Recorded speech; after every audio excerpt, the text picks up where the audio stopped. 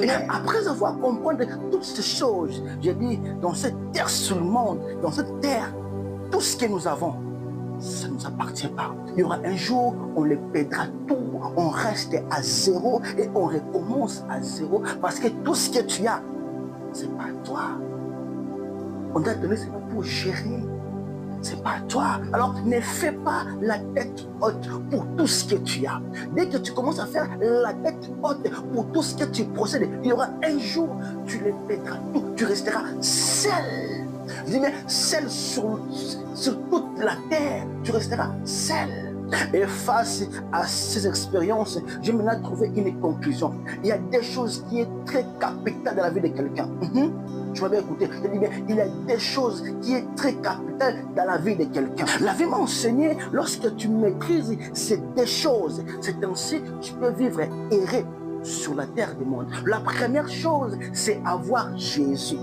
La première chose, c'est avoir Dieu. Lorsque tu as Dieu, lorsque tu as Jésus, les gens peuvent récupérer tout ce qui était à toi.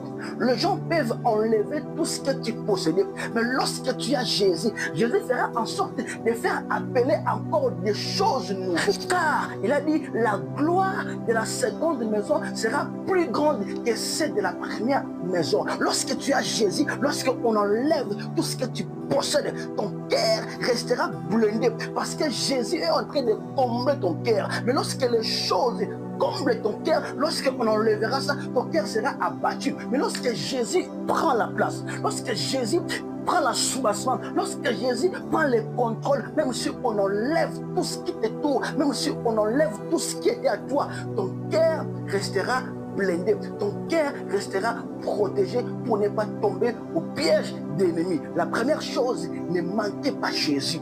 Prends Jésus, mets à la place. La Bible dit, qui peut arracher, qui peut enlever ce qui est entre les mains de Dieu. Lorsque tu es entre les mains de Dieu, ta vie est rassurée. Lorsque tu es entre les mains de Dieu, ta vie est blindée. Lorsque tu es entre les mains de Dieu, ta vie est sécurisée. Et la deuxième chose, c'est occupe-toi de toi.